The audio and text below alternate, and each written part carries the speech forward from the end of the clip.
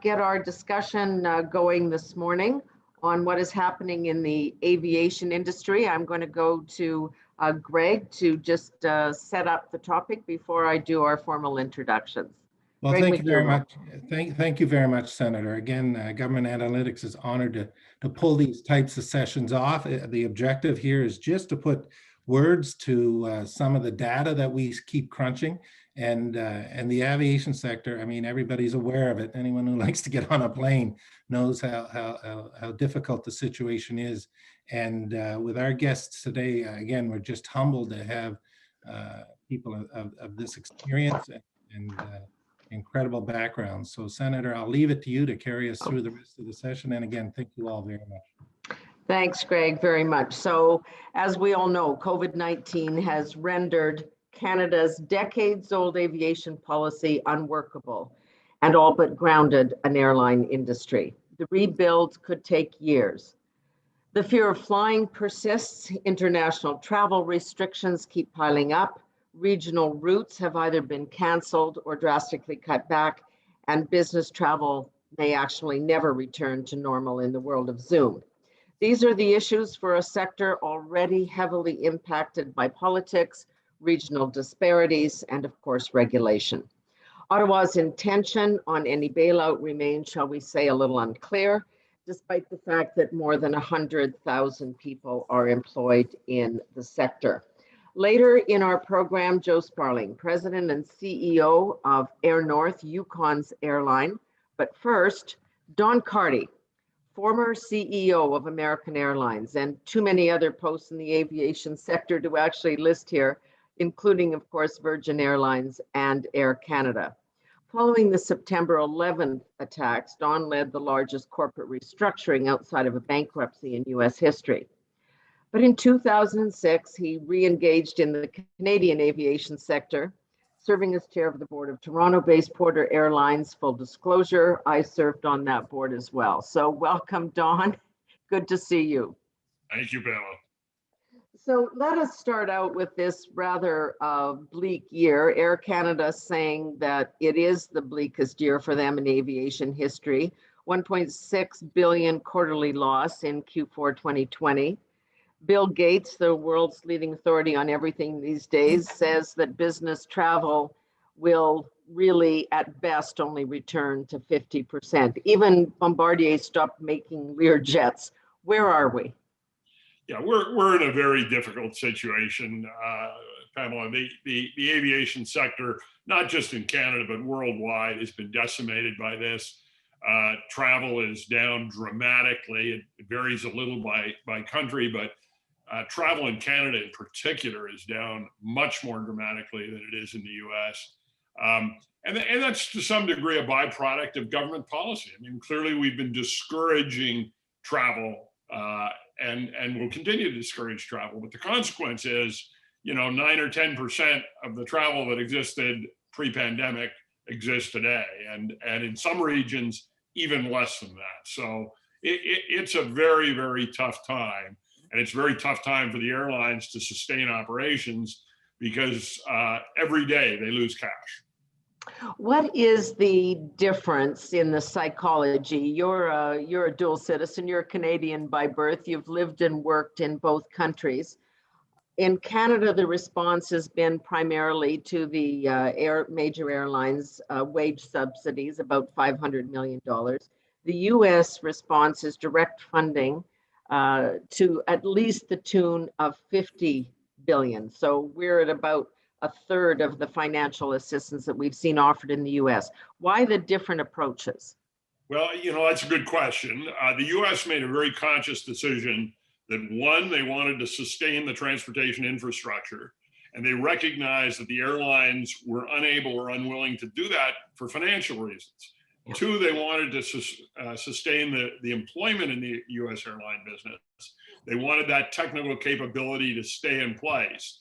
And so they married those two objectives by granting these large amounts of money to the airlines on the condition they continue to employ the employees.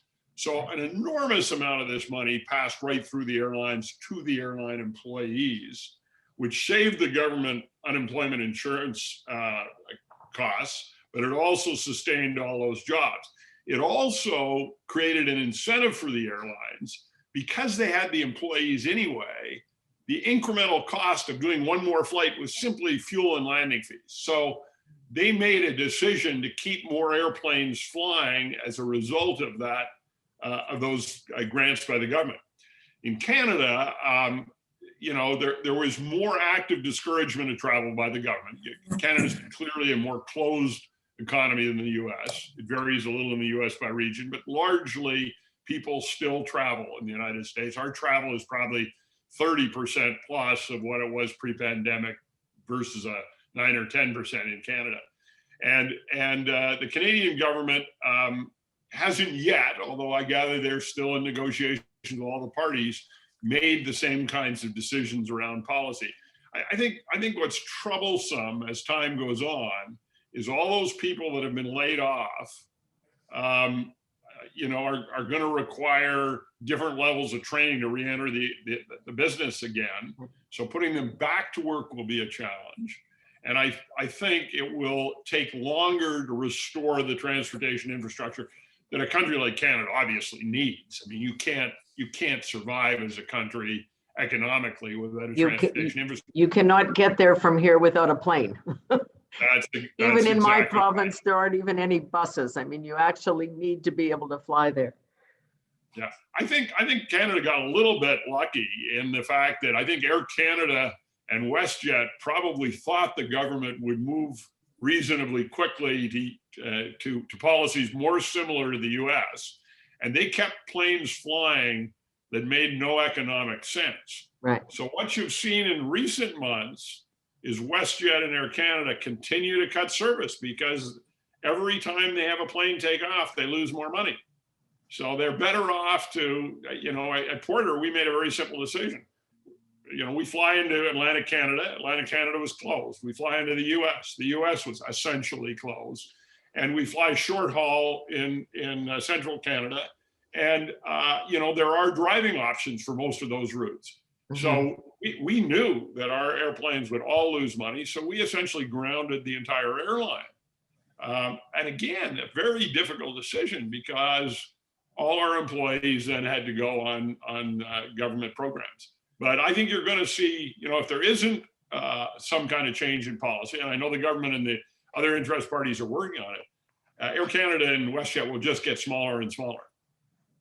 So here we are. I mean, we're trying to figure out what the government is doing. They are in negotiation, and I guess I mean, it's not that they're just going to leave it to market forces. You can't do that, obviously, in a low demand economy. So there's going to have to be some kind of regulation, re-regulation, the imposition of the government's intent on the behavior of airlines. So how do you see that? Like, what are the options?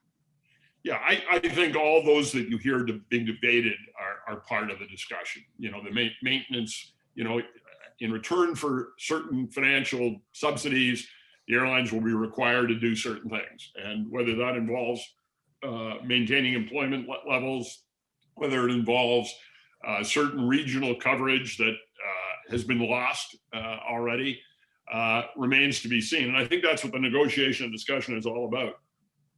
US, again, took a little bit different approach. They kind of listened to everybody, and then they just made a decision. And I think Canada, the Canadian government is trying to get everybody to agree to a policy. But the problem with that approach is it's taking a lot of time. And that's the challenge. The other concern, and there was a piece recently in a Policy Options magazine, where it takes a look back over the situation in the 1980s when there really was a political decision on the part of the then conservative government to say, we need to deregulate. We really need to get hands off with this. And it has worked relatively well over time, although consumers, when they look at the pricing of flying in the US versus the price of flying in Canada, it's very expensive here, relatively speaking. But it seems that Ottawa's response, and we're potentially on the verge of another election, has more to do with electoral considerations than actual servicing communities and survival of airlines. How do we have regulation, government intervention, them paying the bill without having this become a political decision about which areas get funding and which areas don't, and which areas get flights and landings and which areas don't? Yeah, Pam, as you know, probably as well as anybody, the minute you begin that kind of regulation, you are into a political discussion, and that of course is the challenge. I'd argue that deregulation has worked extremely well for most big markets. Hasn't always worked well for regional markets. I think the Canadian government was thoughtful in maintaining regulation in parts of the north, or maybe other parts of the country where that needs to happen. And where you have government regulation, you are going to have the government having to make political choices, and it's a difficult thing. And I think it would be a terrible mistake to re-regulate all of the industry, particularly in those parts where regulation has worked extremely well, because of a challenge in certain regions. And I would say this, Canadians are troubled by Canadian airfares versus U.S. airfares, but they might look to the tax burden that Canadian airlines pay compared to the U.S. airlines. Canada is a country, as we were saying earlier, that needs a transportation infrastructure and wants to encourage travel around Canada. Probably the last place you want to heavily tax, because you're doing the opposite. You're discouraging air travel. But if the travel doesn't return, I mean, if the speculation is correct that business travel, which is the bread and butter of certainly the larger airlines, if that's at a ongoing minus 50%, do you agree with that? Do you actually think that that will happen? Go ahead. Good. I think Bill Gates makes a very good point. I think we've all learned to be on Zoom or Teams or whatever technology we're using to communicate, and we're finding it pretty effective in many, many cases.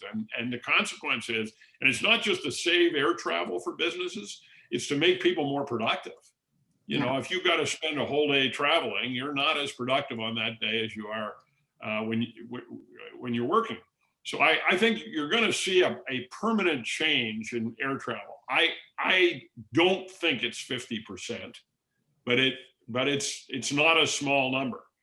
All that being said, I think we're going to see the minute we feel capable of doing so, you're going to see a huge increase in the demand for leisure travel. People have been locked down way too long, and everybody I know wants to take a trip. So I think leisure travel is going to be very, very strong.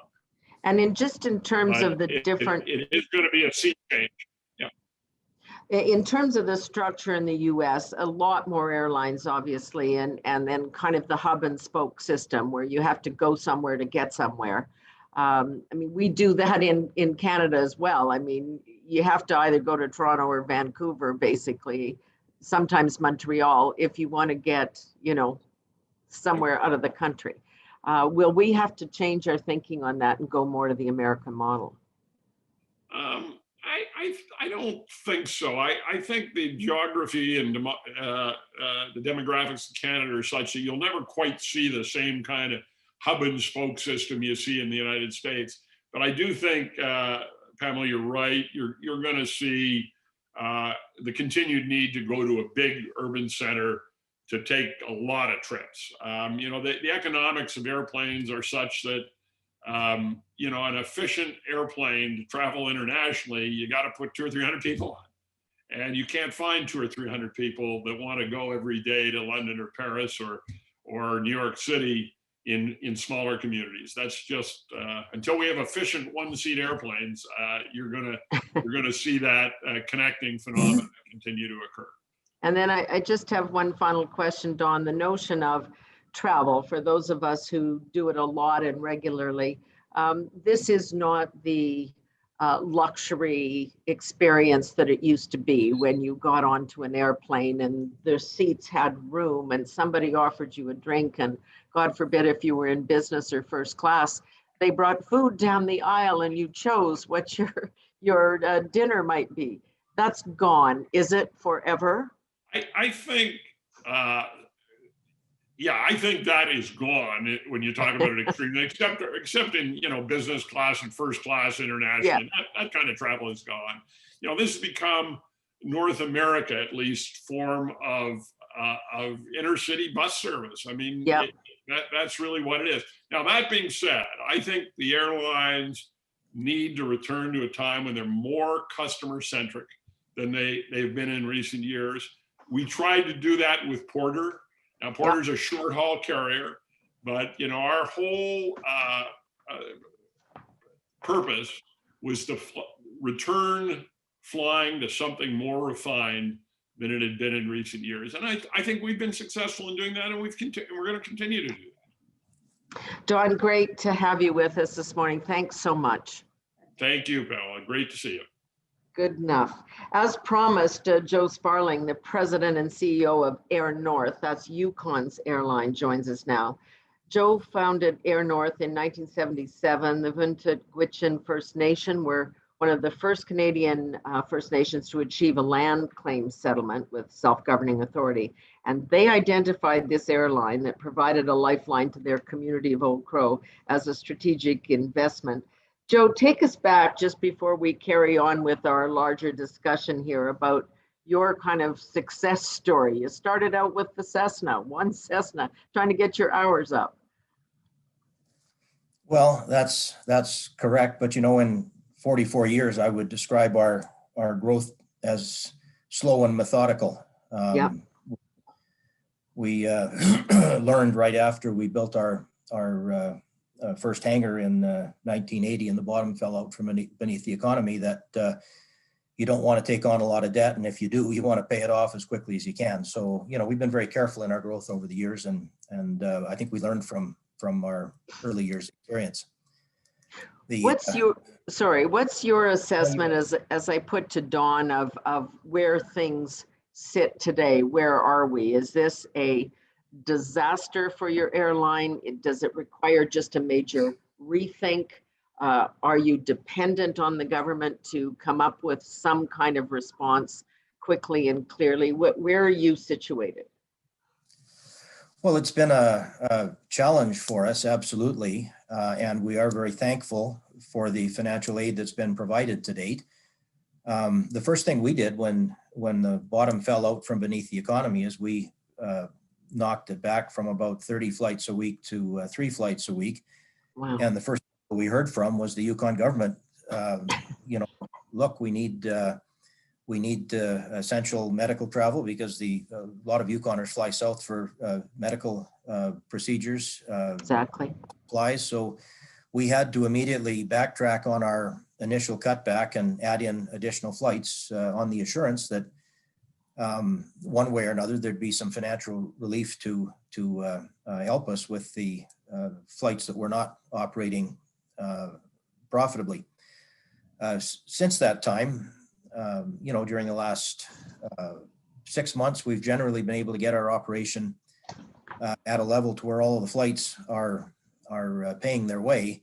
The challenge for us now is, we're not generating enough flying, and the flights that we are flying aren't generating enough margin to meet our overhead expenses, even though we've been able to knock about a third off of our overhead costs. I think as being a small carrier, we're pretty nimble and we're pretty responsive. And I think that we've done a lot of things to mitigate our losses. But having said that, we can't go on like this forever. And, no, yeah. When doing the reading for this, you get some staggering figures. The north of this country has 40% of the land mass and 0.3% of the population. So if you do the math, this is a difficult proposition, even when you just get up in the morning. And it's obviously not going to be an Air Canada route. Well, that is correct. The regional communities are not served by the mainline carriers. The challenge for us is that the mainline carriers do tend to look at the gateway routes, which are the supply routes from the south into the north. And that's the challenge for us. you know, it's like skimming the cream off of the Right. top. You Right. know, look after the whole barrel of milk. You can't just take. And while in a healthy economy, in a growing economy, the notion of competition was not terribly troublesome. But in a low demand environment, it is a problem for us, and it's making the subsidies that are received inefficient. It's diminishing their effectiveness for both us and Air Canada, quite frankly. Nobody should be paying for empty seats flying around. And it's requiring additional subsidy for us to provide the essential services we need to provide. And it runs the risk of driving up pricing into the regional communities as well. So I think it's more for us, it's more a policy issue than one of needing a whole lot more money. Our problems could best be solved by policy rather than dollars. Okay, so let's get into that, because you wrote a very detailed presentation to the government in their pre-budget consultations, in which you really spelled these issues out. There's options: do nothing, subsidies, open borders, get more testing, encourage people to fly, or 4, and this seems to be your choice, as you've just noted, more policy and regulation to allow small-scale regional operators to really securely pick up the load that Air Canada and WestJet leave behind. Correct. I think that there is a role for regional carriers in the national air transportation network, and not necessarily at a big cost to the mainline carriers. I mean, our activities are a rounding error in terms of Air Canada activities. So, you know, we should be feeding the mainline carriers in the southern hubs. But with respect to northern carriers, we kind of need the northern markets to ourselves. And since the mainline carriers are only interested in doing part of the job, you know, I think that at this time, in a period of low demand, limiting their capacity on the gateway routes, which are so important to us, would lessen the subsidy required to keep the essential services going. Because we really have seen that happen. I mean, Porter was an example where it flew out of the island airport in Toronto. Air Canada then asked for and received a presence on the island as well. When they start to impact the routes and the profitability of the other company, then they go and shut it down. I mean, that may be too simplistic approach to do it, but they had the means, certainly pre-pandemic, to play those kinds of games. Yes, and I think that, you know, they've been hurt by that before. I mean, typically when a new entrant starts up, the only place that they're going to get business is on the prime routes that the mainline carriers fly. And, you know, you hear all the time, we're starting with 2 airplanes tomorrow and we're going to have 20 airplanes next year and 40 the year after. I think northern carriers are a little bit different. I mean, we've limited our growth and expansion opportunities by putting all of our infrastructure in the north. We're not going anywhere else. Right. But this is our only pie, but we need to have the biggest piece of it, quite frankly, in order to survive and in order to provide efficient services within our region and to and from our region. So you basically, in this new, you want, you kind of want a tougher re-regulation of the world, and you're saying put those rules around Air Canada too. Like, this is our business, this is our bread and butter. We're prepared to survive, but you can't let them come in and skim off the top. Well, I don't think it's correct to say that we're asking for re-regulation. I think we're happy with the deregulated environment. We've asked for basically 2 things. I think interline agreement should be mandatory between all Canadian air carriers. Okay. And that's a very simple form of cooperation that, quite frankly, is kind of nation building, because it links every community in Canada to every other community. Right now, if you're in Toronto and you have a desire to travel to Dawson City, and you go to most of the booking channels, you will get the impression that it's impossible to fly from Toronto to Dawson City. Right. If you know enough about the market to know that you can do so by buying 2 separate tickets on 2 carriers, then you can figure it out. If you choose to leave Toronto on Air Canada, you actually can check your bags all the way through to Dawson City with us. With WestJet, you can't. I think, you know, all carriers should be able to protect or connect bags all the way through. The other impediment is that if you're going south and our flight happens to be late, either Air Canada or WestJet can tell you got to buy a new ticket. Going north, technically we could do that too, but we never would. But you know, carriers should protect passengers from delayed flights from one another. What an interline agreement would do. The other thing is that with a functioning interline agreement, we would actually be able to sell to our customers travel from Whitehorse to Toronto, connecting with Air Canada or WestJet in Vancouver. And connecting traffic accounts for about 40% of our market. So the carriers have an edge or are able to compete in 100% of the market. We effectively can compete only in 60% of the market. So the playing field really isn't level. Again, an interline agreement would go a long way towards leveling the playing field. So mandate that, you're saying that there has to be cooperation. I think there has to be, and you are seeing more and more stuff about the airline cooperation in a diminished demand environment. I just read a paper by Lufthansa Consulting yesterday that tells exactly that same story. And cooperation can start with an interline agreement. The other end of the spectrum would be mergers and acquisitions. And you know, if the big carriers get bigger and the small carriers get smaller or disappear, that's not a good thing for the country, and it's not a good thing for competition. So, well, so what's your reaction to the Transat purchase by Air Canada? It made sense, but you know, we were on the verge of getting an interline agreement with Air Transat. We were not on the verge of getting one with Air Canada. So in a sense, you know, we took a bit of a hit, or will take a bit of a hit because of that. If we were able to interline with both, then it wouldn't really make any difference. But you know, some consolidation is necessary. But go back to the 1970s, you know, when there were 5 regional carriers all across Canada. Halifax had EPA, Winnipeg had Transair, Quebec Air and Nordair in Montreal, and Pacific Western at that time was based in Vancouver. What deregulation did was eventually Air Canada gobbled up all of those along with CPR and Wardair. Now, of course, subsequent to that, that created opportunities for other carriers, WestJet being a prime example, and ourselves. Our growth wouldn't have happened, you know, with that. But I think if you look back on it, the regions, you know, Canada may have gained from deregulation in the busy markets and the busy routes, but I think the regions have suffered. Halifax doesn't have a major airline headquartered in Halifax today, operating the most modern equipment. And if you go back on Wikipedia and remember where some of those carriers flew, they were flying all over the world. Nordair and Quebec Air were flying to international destinations. Yeah, absolutely. Yeah.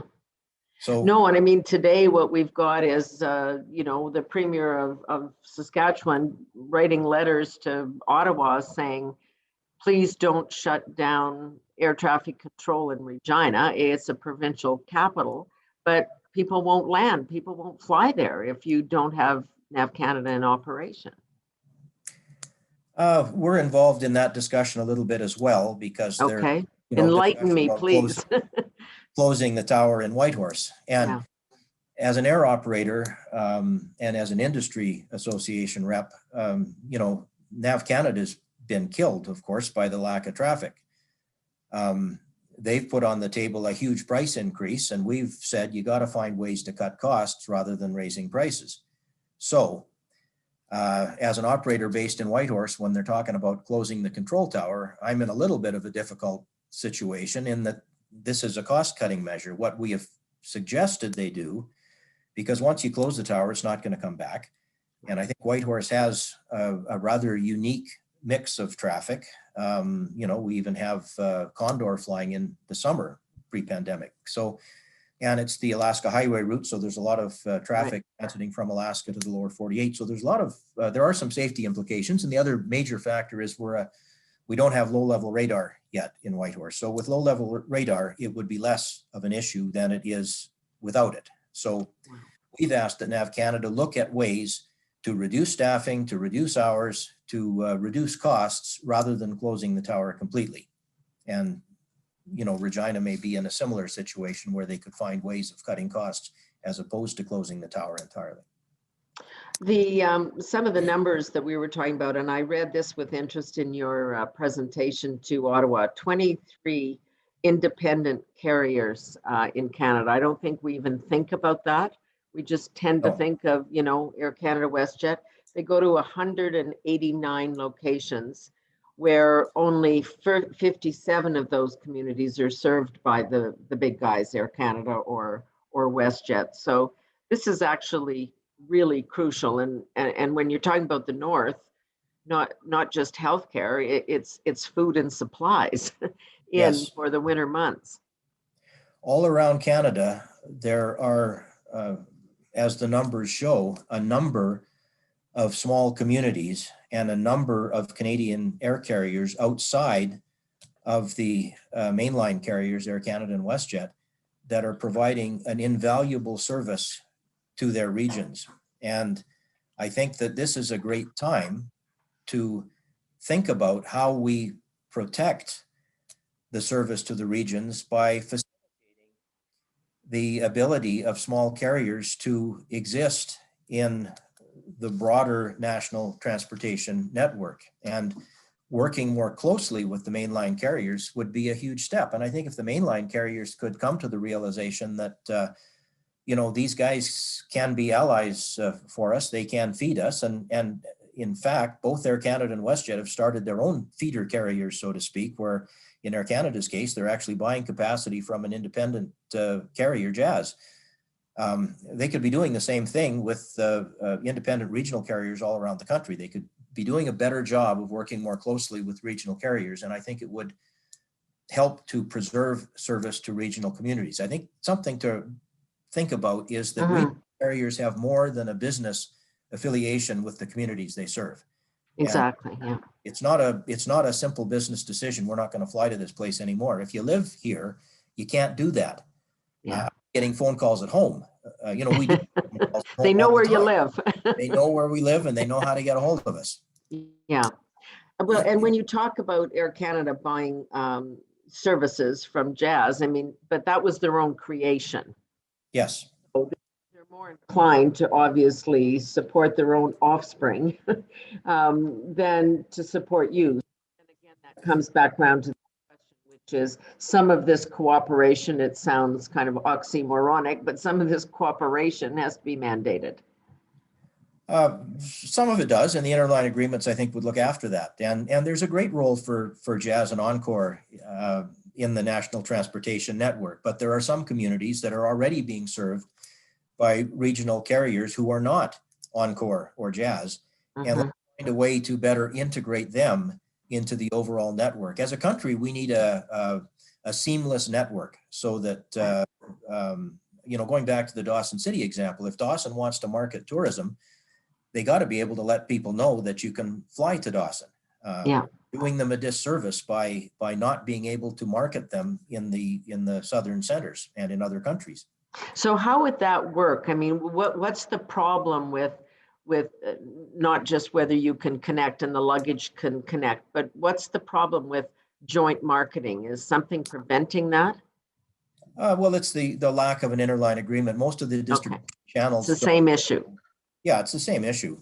And we would be the ones that would be with a meaningful interline agreement. We would be the ones that would be reaching out to people, marketing, Toronto to Dawson City for only whatever the price may be. That thing doesn't exist now, and it needs to exist. The ability, and we've got questions about this here too. We always talk about the smaller airlines, such as your own being, and Dawn was talking about Porter, that you're nimble. You can kind of change on a dime. You can decide you're going to change the flight, or you can make it twice a week instead of 4 times a week, all of that. Is that enough to survive in the short term while this is being sorted out with Ottawa and with larger carriers? Well, if we were it not for the emergency wage service, emergency wage subsidy, the Northern Essential Air Services subsidy, we would be running out of money fairly quickly. Like With- now. Well, not right now, but, Yeah. months from now. And with the subsidy money, it has been able to turn enormous losses into huge losses. So we're getting by. But I think that's why we've been so proactive. Yeah. And, the paper that you read was not the first. And it was that's 4 or 5 pages long. Yeah. Yeah, that's probably number 12. I mean, we've been Wow. bombarding the government with suggestions as to our thoughts as to how to handle this since it started the pandemic, quite frankly. We have a question here from Ron Hill, and it raises this whole issue of, in the context of the fear of flying, and is flying ever going to come back? I mean, in your part of the world, my part of the world, there's no choice. So this is whatever fears you have, you get past them. But Ron points out that the federal government bought tens of millions of 15-minute antigen tests from Abbott Labs, right? Has anybody in the government approached you about the possibility of using these tests to screen people in order to deal with some of those fears and concerns? Well, we have certainly advocated for more use of testing. What we've done ourselves is we're not selling the middle seat. So you're never going to have to sit right next to somebody that you don't know. We've curtailed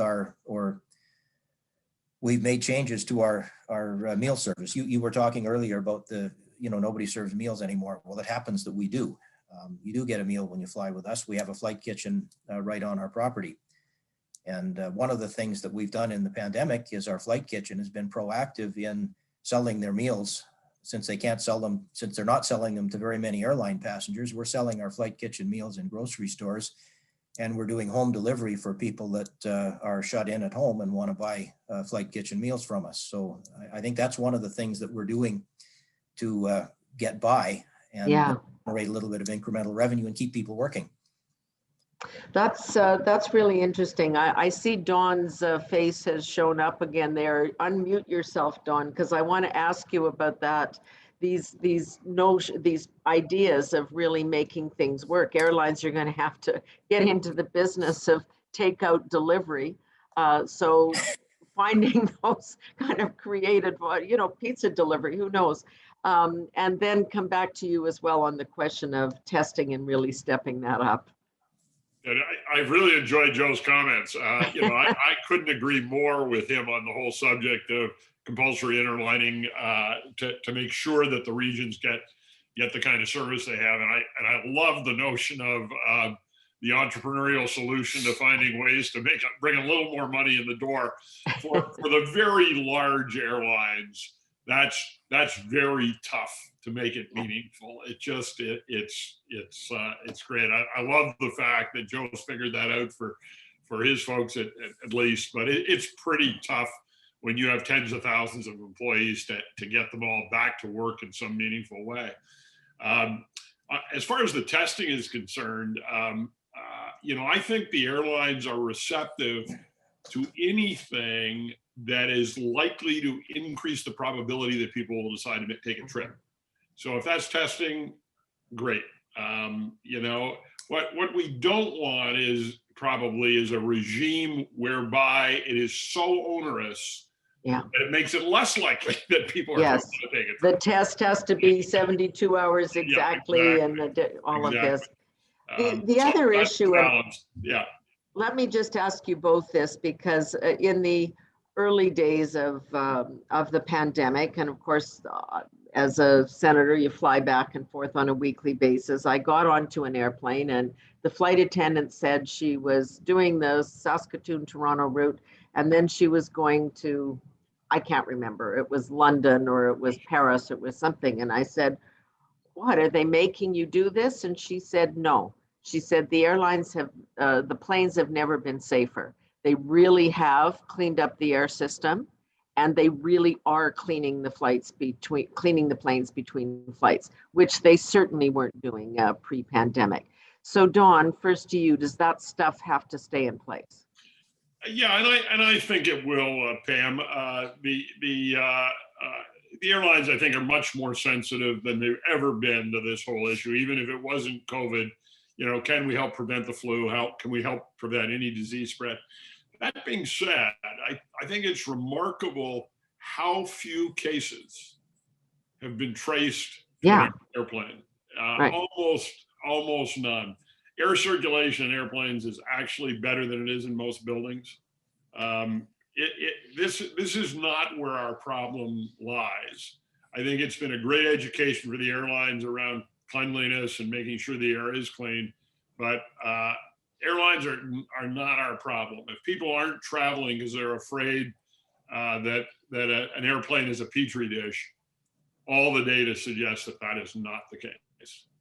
People wear masks on airplanes. Yeah, exactly. Joe, do you want to jump in on that? The whole issue of cleaning and people's psychology about being in that very confined space. I mean, we're being told to stay 6 feet apart everywhere else in the world. And then, let's hug and sit down. Well, Don's absolutely right. The HEPA filters have been on airplanes since manufacture. So, the safety in terms of removing contaminants from the air has always been there. So, as air operators, we need to, and we have been doing a pretty good job of reassuring passengers that, the air is safe, your risk of contamination is minimal. We have felt, just because we live in a small town, all right, we'll keep the middle seat empty so that you don't have to worry about sitting beside somebody, even though the risk is small. Right. I think what we're seeing in the north is not so much that the territory doesn't want people to travel, but they don't want out of territory travelers in the territory, and the territorial government is being very careful about that. You can't really argue with it because we haven't had a lot of cases up here. Right. We had a travel bubble with British Columbia for a few months and it worked fairly well, but when the numbers in BC began to accelerate, we got a few more cases in the Yukon, and so we have closed our BC travel bubble, and so we're now isolated again, and people are paying attention. Nobody's traveling. As an air operator living in a small town, we can't tell people, you should be flying, you should be traveling. Right. We're telling people when you're ready to travel, we're going to make it safe for you. Saskatchewan just announced, I think this week, that they now want 2 tests as you're coming in. I guess probably one before you take off and one when you land. And I guess to Dawn's point, if we make it so complicated, it's going to be a disincentive on its face. Agreed. Yeah. All right. A question here about border airports, because we see a lot of this, people trying to get to their places in Florida or, I don't know, maybe not so much Texas these days, John. You've got too much snow down there. And I'm glad to see you at least have some lights on where you are. We were worried about you there, but seriously, like when you're thinking about places like Buffalo or Great Falls or Augsburg, this is where people go, they drive across and then get on a plane.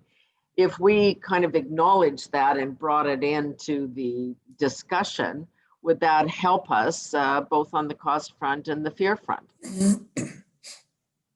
Joe, do you want to go ahead? Well, we don't fly that close, right? Service internationally. We do have a summer charter program between Fairbanks and Dawson City, which has been wiped out this year and last year because of that. I think it's a real problem with the everything you read in the paper about the at least in the last year, the problems with COVID in the States. So yeah, I think that I don't know if Canada's a lot of people agree, I think, with the border closures. I don't know with the shutdown. Yeah. Dawn, what's your view on that? Trying to do a deal with the kind of acknowledging reality that people are going to do this. Yeah, Pamela, is a tough question. As Joe points out, I think it's demonstrated to be reasonably politically popular to have the border closed. Yeah. If you live in Dallas and you have grandchildren in Toronto, it's not so popular with you. But Right.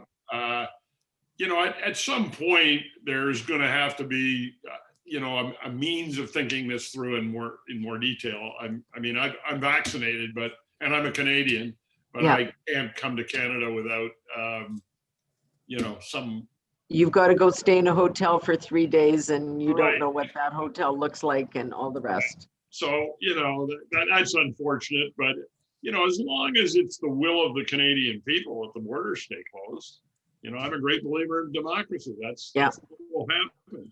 I think it's to some degree unnecessary. I think there's a desire not to be exposed to the US, which has been a much more open economy. Like you, I travel, I'm back and forth to California all the time. And it just seems frustrating to me that I can't visit friends and family in Canada, but you know, we're going to live with that, I think. Well, if we ever get our vaccination act together here north of the 49th, that would help. Okay, we're going to wrap up with one question to each of you. Don, I'll start with you. Give the last word to Joe. If you were the transport minister in Canada and you could wave your little magic wand, Don, what's the one thing you would do tomorrow morning? Well, I would simply decide on what you want that support program to look like. The minister has now heard from everybody. Right. Everybody will not be happy with every aspect of whatever policy he decides. But I think enough time has passed. In fact, maybe too much time has passed. It's time the government decides what, if anything, they're going to do. Because by not doing anything, you're making a decision. Every day, things are changing. WestJet canceled service to 4 more cities, I gather, in the last day or so. Yeah. So I would make that policy decision. It's timing. Joe, despite your 12 letters to the federal government, if you were on the receiving end, what one paragraph or line would you take out of there and say, that's smart, let's do that tomorrow morning? Well, I would agree with Don to move ahead with a support program. I mean, our industry needs help, but look after the regional carriers in doing so along the lines of our 2 suggestions. Yeah, I think that seems to be the obvious answer here, which is just make a damn decision. Maybe that will get us from point A to point B. All right, thanks very much. This has just been so interesting. Don Carty, former CEO of American Airlines, Hawaii Airlines, Virgin Airlines, Porter Airlines, the list is long. Your time and thoughts today have been really appreciated. And Joe Sparling, President and CEO of Air North, Yukon's airline, with a really interesting perspective coming from the North and a regional carrier. This is something that has got to be reflected in this country because it's how we move. So thank you much. Thank you both very much. And I'll turn things back to Greg. And for a final word. Thank you, Senator. Thank all 3 of you. Just again, just a quick word of thanks. You've accomplished everything we're trying to get out of these sessions, and I see some comments in the chat suggesting as much. So again, I wish you, Mr. Carty, quick recovery, and thank you, Mr. Sparling, with your operations there. I hope all this comes to a quick conclusion. Thanks again. Thank you. Thanks very much. Thanks. We'll see you again soon for another edition of The Monthly. All right. Bye-bye now. Thanks. Bye-bye.